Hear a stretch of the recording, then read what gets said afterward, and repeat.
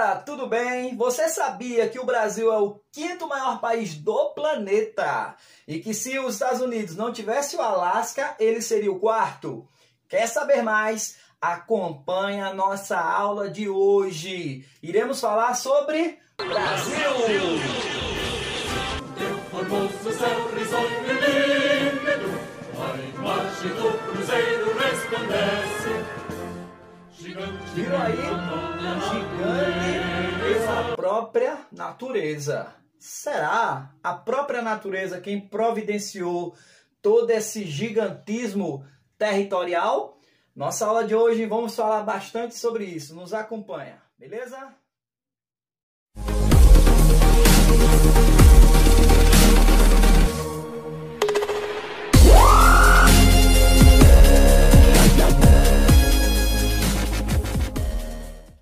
Galerinha, tudo bem? Aqui é o professor Emerson Barbosa, da disciplina de Geografia, certo? Quero pedir a vocês que se inscrevam no nosso canal, compartilhem com os amigos, com os colegas, aqueles que estão estudando aí para vestibulares e para concurso, beleza?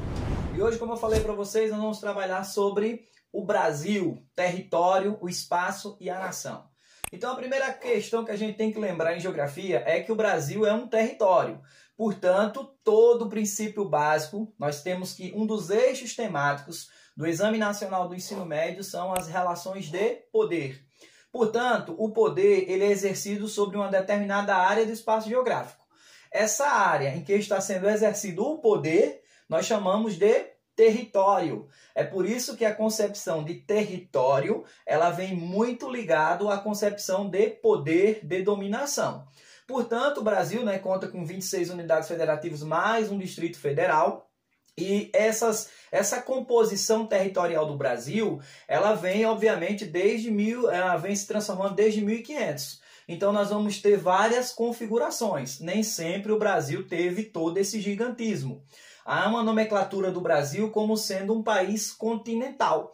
E, realmente, por ele possuir 8,5 milhões de quilômetros quadrados, ele ter, na verdade, uma extensão de 7.000 quilômetros do norte até o sul, ou seja, até do Iapó, que é o Arroio Chuí. Então, o Brasil, ele é, sem dúvida, um dos maiores países do mundo, Perde ali para a Rússia, para o Canadá, para a China, para os Estados Unidos, que tem o Alasca, e por isso faz com que o Alasca, junto com os Estados Unidos, se torne um território maior do que o Brasil, com mais de 9,5 milhões de quilômetros quadrados, enquanto o Brasil tem 8,5 milhões de quilômetros quadrados. Mas, mesmo assim, não impede de nós falarmos que o Brasil é um dos gigantes no aspecto territorial no planeta hoje. Beleza? Mas é claro que o Brasil ele apenas não possui fronteiras na América do Sul, nós lembramos isso, que o Brasil está localizado na América do Sul, 7% do território no hemisfério norte, 93% no hemisfério sul e 100% no hemisfério ocidental. O Brasil fica na porção ocidental do território, ou seja, do espaço planetário. Portanto, o Brasil, a localização dele é no continente americano, mais precisamente na América do Sul. Apenas 2 países não fazem fronteira com o Brasil. No caso, o Chile e o Equador. Nenhum desses 2 países são fronteiriços. Os outros demais países fazem fronteiras com o Brasil. Tem 2 pontos que nós precisamos ressaltar aí quando se fala do gigantismo do Brasil. O ponto positivo, é claro, que o Brasil passa a ter uma das maiores fronteiras geográficas do mundo. O Brasil tem a 3ª maior fronteira do planeta. E você tendo fronteira, você vai exercer relações comerciais, você vai ter troca de câmbio, você vai ter uma maior circulação no campo comercial. Tem a questão também das riquezas naturais. O Brasil ele é exuberante, o Brasil é um dos países mais ricos no aspecto natural do planeta. Então isso é um ponto positivo, mas também tem os seus contras, tem os aspectos negativos. E dentro dos aspectos negativos, nós podemos dizer que ter uma grande fronteira, muitas das vezes, como se torna um ponto positivo, também é uma dor de cabeça. Imagine vocês ter que controlar todo um território, como é o caso do território brasileiro. Não é fácil, são fronteiras densas e nós temos vários problemas. Um dos principais pontos problemáticos do Brasil fica lá no estado do Amazonas, né? Onde nós temos uma área chamada a Cabeça do Cachorro, é isso mesmo, a Cabeça do Cachorro, lá no estado do Amazonas, fica ali próximo do território do estado fronteiriço ao país da Colômbia. Então isso nos mostra que nós temos um problema ligado ao narcotráfico, onde passa muita droga, muito traficante nessa região. Então o Brasil precisa guarnecer. A outra região é no estado do Mato Grosso, mais precisamente na fronteira ali contra o Brasil e a Bolívia. Nós temos a Santa Cruz de la Sierra e nós temos toda uma região até chegar ao território brasileiro. Então essa região também ela precisa ser mais protegida. Então isso faz com que o Brasil também precise guarnecer melhor. E obviamente a tríplice fronteira ali com o Paraguai, Uruguai e Argentina, onde tem muitos problemas relacionados à terra muamba e coisas que são compradas ilegalmente, indevidamente, porque não se tem como controlar 100% todo esse aspecto territorial. Pensando nisso, né, nessa relação do espaço geográfico, nós temos uma outra dinâmica aí. É claro que quando a gente olha para o território, nós não podemos esquecer que a geografia, enquanto ciência, ela estuda por algumas categorias de análise. As categorias de análise da geografia, no caso, seria a paisagem, né, contemplando tudo aquilo que a visão alcança e os sentidos podem captar. Nós temos o território, que é um dos eixos temáticos que nós trabalhamos de geografia, lá relacionado ao Enem, nas relações de poder. É uma área sobre a qual um determinado grupo exerce um domínio. E nós temos uma das 5 categorias, a chamada região. Galera, o que é região? A região ela é um recorte no espaço geográfico. Toda vez que você recortar, você está fazendo um critério de análise. Uma das ferramentas da geografia é o recorte no espaço geográfico. Então, o que é região? Região é um recorte no espaço geográfico, dando-lhe uma característica. Então, todo lugar possui uma regionalização. Se eu pego para vocês assim, eu digo, olha, Alagoas tem uma região portuária. Todo mundo vai me falar que é Maceió. Então, a região portuária de Alagoas, Maceió. Se eu digo a região portuária do Brasil, vocês vão dizer que é Santos. Beleza? Se eu digo a região produtora de tecidos ou de área de exportação do polo de tecido no Brasil, alguns vão me citar ali Caruaru, Santa Cruz. Então são cidades que vão ser polos de exportação de tecido, enfim. Todo lugar você vai ter uma característica. Então quando eu digo assim, olha, imagine você a sua casa. Então, na sua casa, você vai ter várias divisões, você vai ter vários recortes. Sua casa, espero eu, não é um vão só. Por exemplo, tem o lugar do banheiro, tem o lugar do quarto, tem o lugar onde você, a sala onde você receber visita, tem a cozinha. Não dá para você, ao mesmo tempo, você tá ali comendo, jantando, né? E o banheiro, a pessoa está fazendo ali necessidades, enfim, né? Você tem que ter um recorte, você tem que ter uma área demarcada dentro da sua casa.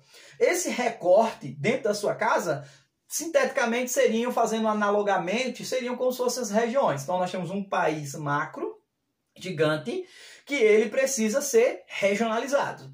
Então, por que é que deve se regionalizar? Nós já sabemos o que é região, que é um recorte do espaço geográfico dando-lhe uma característica. Agora a pergunta é, por que deve se regionalizar? Para melhor administrar, para melhor governar. A partir do momento que você tem um país em que você está dividido ele regionalmente, você vai ter regiões, então você vai ter como administrar. Por exemplo, você vai como entender aquela região, se ela é uma região economicamente forte. Se aquela região é uma região que precisa de assistências do governo, de assistências do Estado. Se aquela região ali, ela é uma região que tem uma vocação exportadora, se ela é agroexportadora, se ela é no aspecto industrial. Enfim, regionalizar é você recortar e atribuir uma característica. Então, pensando nisso, nós temos algumas regiões, algumas regionalizações do território brasileiro. A última regionalização que nós temos, né, no caso, o Brasil já passou por várias, mas o principal órgão que dividiu o Brasil e vai surgir ali pós-era Vargas e tal, o IBGE, que é o Instituto Brasileiro de Geografia e Estatística, E o IBGE justamente vai ter esse viés de dividir o Brasil em várias regiões. Então, atualmente, nós temos essa regionalização aqui. Nós temos o Norte, o Nordeste, o Centro-Oeste, o Sudeste e o Sul. Beleza? Essas são as 5 regiões que nós conhecemos que o Instituto Brasileiro de Geografia e Estatística nos colocou. A última, de 1988, nós temos algumas adendos a fazer. Por exemplo, a criação do estado de Tocantins. Nós vamos ter, por exemplo, nessa última regionalização, a divisão da região do Mato Grosso com o Mato Grosso do Sul, né? Nós vamos ter a questão do estado de Roraima, nós vamos ter a instituição do Amapá como estado. Então, são algumas configurações que hoje o novo Brasil, né? Ou seja, essa nova regionalização de 1988 veio trazer com a Constituição. Lembrando-se que até então, o arquipélago de Fernando de Noronha, ele passa a ser integrado ao estado de Pernambuco. Ele passa a ser como se fosse um município, uma área, um adendo do estado de Pernambuco. Então, percebam que o Brasil passou por uma mudança regional. Mas, galera, será que é só e simplesmente, puramente só, o IBGE que regionaliza? Não, como eu falei para vocês, pode ser regionalizado. A sua casa é um critério de regionalização, a sua cidade é um critério de regionalização. Por exemplo, quais foram os critérios que o IBGE utilizou? O IBGE vai utilizar os critérios fisiogeográficos, vai utilizar os aspectos físicos, climáticos. Então eu tenho como semelhança os 9 estados que compõem o Nordeste. Qual a semelhança que há entre eles? Climaticamente, no hábito alimentar, beleza? Nós vamos ter vários aspectos similares, característicos desses 9 estados que fazem com que eles fiquem num único conglomerado regional. A região norte, nós temos como característica máxima a floresta amazônica, né? Por exemplo, antes São Paulo pertencia à região sul do Brasil, em uma outra regionalização. Agora São Paulo pertence à região sudeste brasileira. Então, muito da regionalização depende das características políticas, das características dos estados. A nossa própria Constituinte de 1988, ele prevê, em caso de plebiscito, em caso de um referendo, a unificação de 2 estados. Se 2 estados quiserem se unir, a Constituição, mediante a plebiscito e tal, a convocação prévia, prevê. Já um estado se tornar autônomo, independente, um território, aí só mediante guerra a Constituição não concebe esse tipo de formação dentro do território brasileiro. Então, pensando nisso, né, pensando nas questões dos aspectos territoriais, por exemplo, no Nordeste nós temos a zona litorânea, nós temos a zona de transição entre o Nordeste, aliás, entre a zona litorânea e o sertão, que é uma das faixas do Nordeste, nós temos o Agreste. As cidades como Campina Grande, Arapiraca, são cidades tipicamente do Agreste nordestino. Essas cidades do Agreste nordestino, o Agreste é zona de transição. Você pega qual a vegetação da litorânea? A Mata Atlântica, na maior parte dela predomina a Mata Atlântica. Qual a vegetação do sertão? A Caatinga. E qual a vegetação do Agreste? É a vegetação litorânea, a Mata Atlântica e a Caatinga. Ou seja, o Agreste é uma zona de transição. Ou em biologia é chamado de ecótomo. Atenção para a interdisciplinaridade. O Enem usa muito isso. Então, o ecótomo seria uma faixa de transição entre a zona litorânea, a zona da mata, e o sertão nordestino. Então, são características que você pode provocar. Esse contexto nós chamamos de sub-regiões. No caso, a zona litorânea, o agreste, o sertão, e lá em cima no Maranhão nós vamos ter o meio norte, conhecido lá em vegetação, a gente vai estudar como Mata dos Cocais, beleza? E aí, galera, a gente chega a um outro critério de regionalização.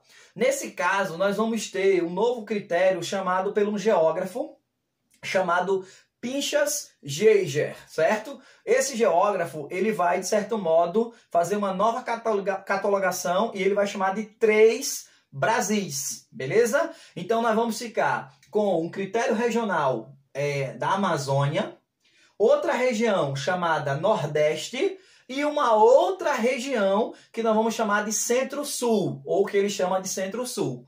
A região Norte, ela vai pegar, por exemplo, uma parte do Mato Grosso. Então a região norte vai ser composta com todos os estados que estão dentro da Amazônia, com uma parte do Mato Grosso. A região nordeste, com todos os estados do Nordeste, com exceção da metade do Maranhão, porque a outra metade, a porção oeste do Maranhão, ela fica no meio norte, na região norte do Brasil. Então o Maranhão, metade dele fica no Nordeste, e uma outra parte de Minas Gerais vai ficar dentro do complexo do Nordeste, que seria o norte de Minas, porque economicamente o norte de Minas é uma das áreas mais pobres do Brasil, na região ali do Vale do Jequitinhonha, enfim. Então o norte de Minas Gerais seria o que nós chamamos aí da parte nordestina do Sudeste, beleza? E aí o Centro-Sul seria os estados da região Centro-Oeste, mais o Sul e o Sudeste brasileiro. O Norte teria como característica o quê? A floresta amazônica.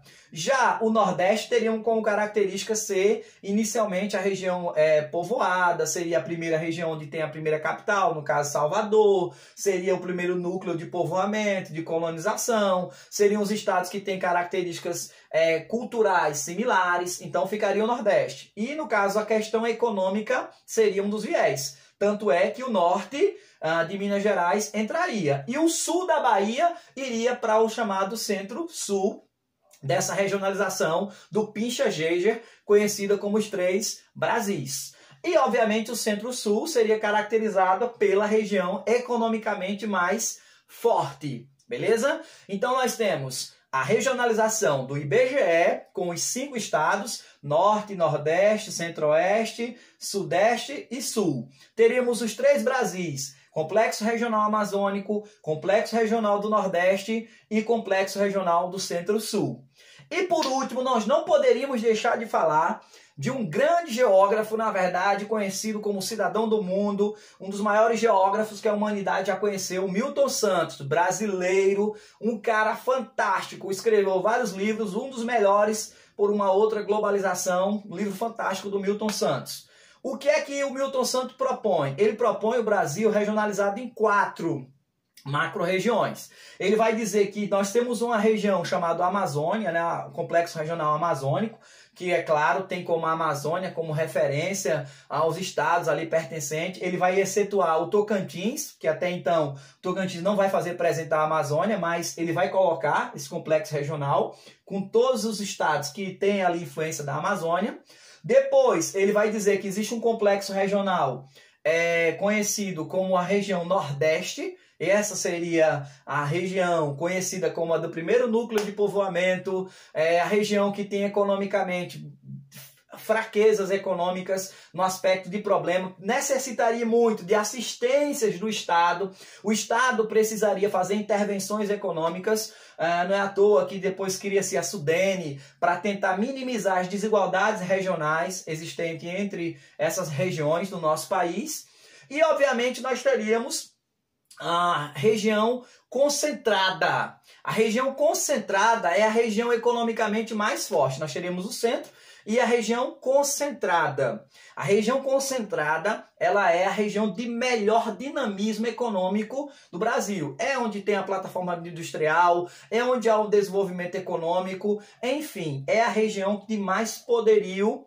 econômico e de capital que o nosso país tem. O Milton Santos vai trazer essas classificações, beleza?